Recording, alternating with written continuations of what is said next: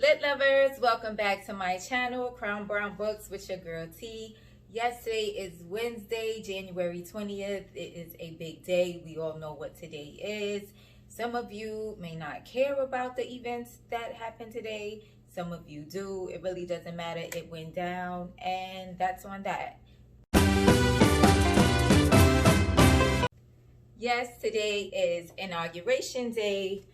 We have a new president, President Joe Biden, our 46th president, and we have a new VP, the very first female VP, the very first Black/Asian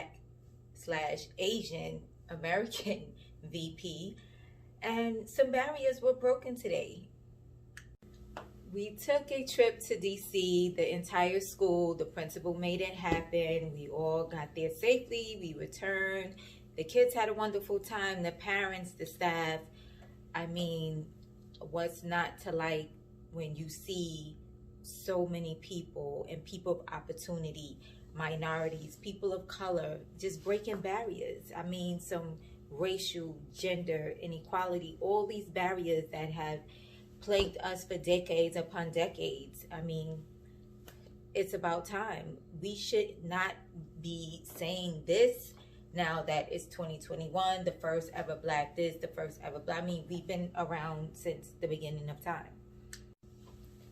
However, we appreciate these moments. We will celebrate these moments. When I received the memo and the invite that we were traveling to DC for the inauguration, at first I was like, oh no, it's cold, I don't want to be bothered, it's going to be a long process, blah, blah, blah.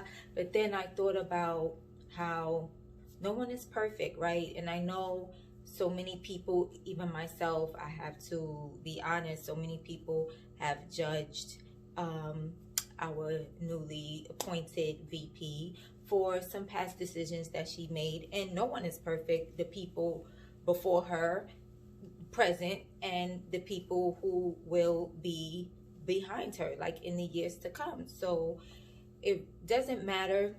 We're not perfect. Let's applaud her for the positive things that she has done when she was over in California, when she was.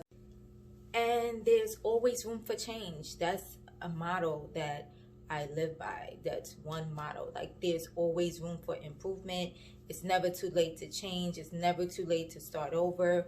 I mean, this is a big moment, and I was fully prepared. Like, you know, when you get an invite to a party, whether it's an all-white party or black party, you dress for the occasion, right? You have to dress the part. Like, you have to come in whatever the theme is, whatever the color is. So they said, yes, make sure you have your pearls to be supportive and in solidarity to the new VP. So of course, I had to pull out my good pearls, my pearl earrings and my pearl bracelets. I'm still in my jacket.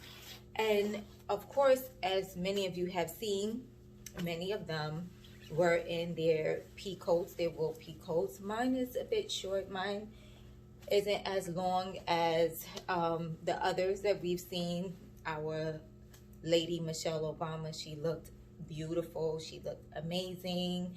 We saw Hillary Clinton. I mean, and the kids were excited to see all of the faces that they are familiar with. Well, let me come out this coat so I can get comfortable. We could talk more about our trip to DC. Yeah, and VP Harris, she's all about empowerment. She's all about bringing the community back. She's all about diversity. And I mean, that's what this country is supposed to represent, right? We are supposed to be as unified. This is supposed to be a melting pot.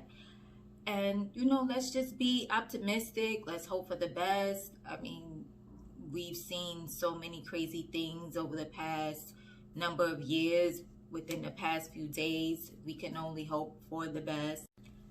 Now, let's talk about that young Amanda Gorman, the poet who presented the poem, The Hill We Climb. Beautiful Black girl. I loved her hair. I loved her golden yellow pea coat, the wool coat. It was beautiful. she spoke so elegantly, her flow, everything was just amazing about her.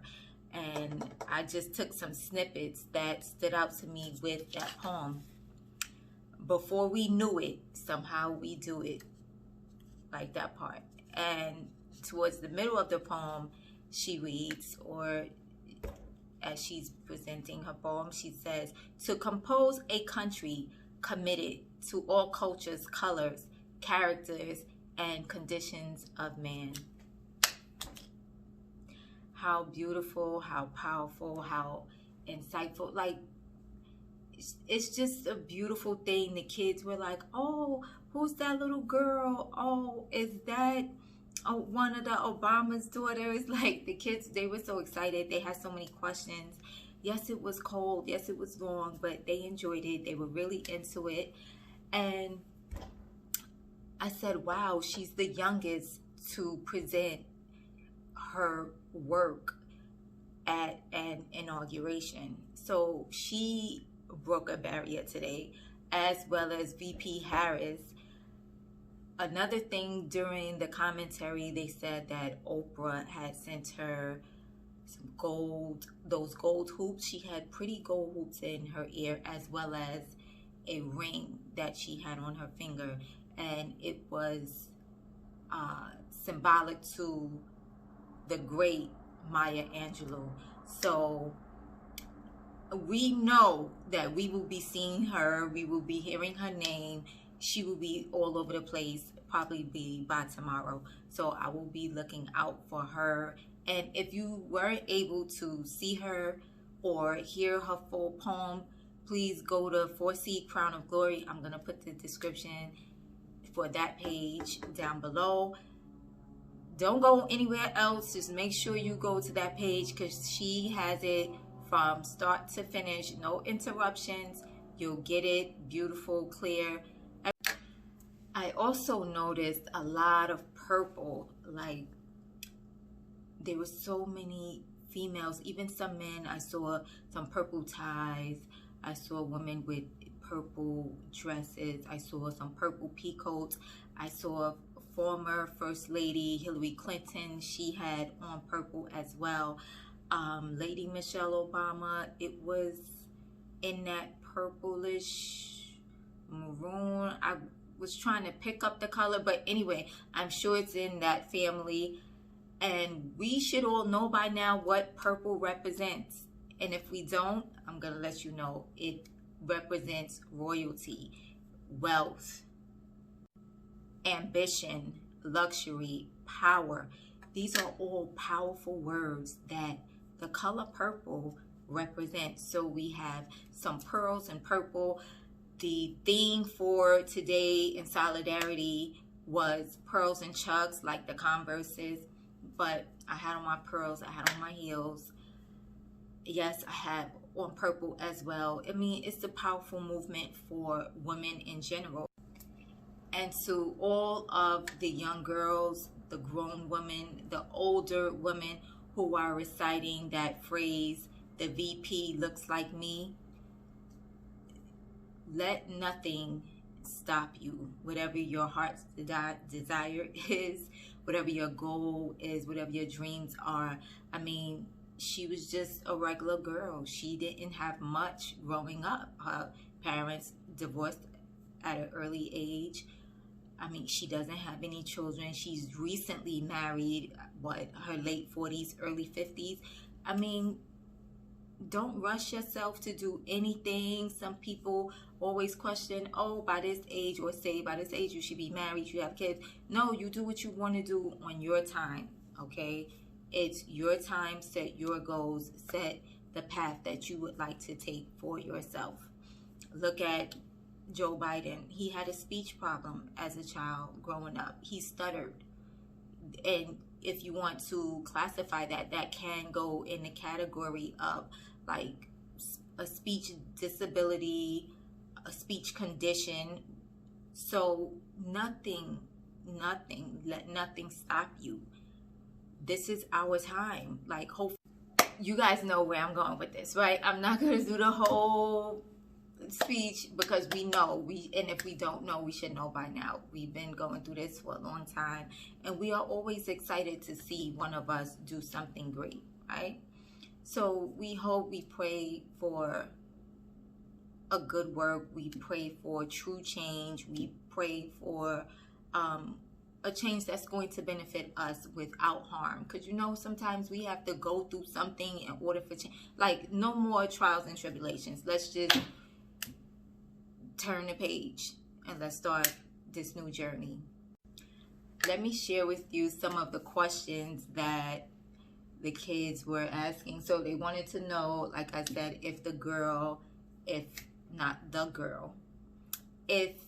young lady, Amanda Gorman, was one of the Obama's daughters. They wanted to know exactly where Kamala Harris, Vice President, will be sleeping, and what kind of work will she be doing exactly. Oh, and one of my students said, I hope that they stop killing black people. They could make the people stop killing black people. They wanted to know if the shenanigans that happened 2 weeks ago were going to happen again today. I told them, look around. We see a lot of security. Anything can happen. Take nothing for granted. Anything can happen. I mean, this is America, right? They also wanted to know if the president that just left, if he's retiring, if he retired, like what does he do now that he has retired? Where is he going to live? You know, they had those questions. So some meaningful questions, and some of their questions were answered during the commentary as they heard reporters speaking. I mean, it was an overall good day. I have to be up early in the morning, of course. It's another day. I am very tired. We had a long trip. I mean, you guys know, from New York City to DC, it's about a 4.5 hour drive. Thank God the traffic was good. So I'm going to put away my pearls. And, ooh, gotta be careful. These things are beauties. I'm going to put away my pearls nicely back in my jewelry box. I'm going to unwind, shower. I bought some red pea soup.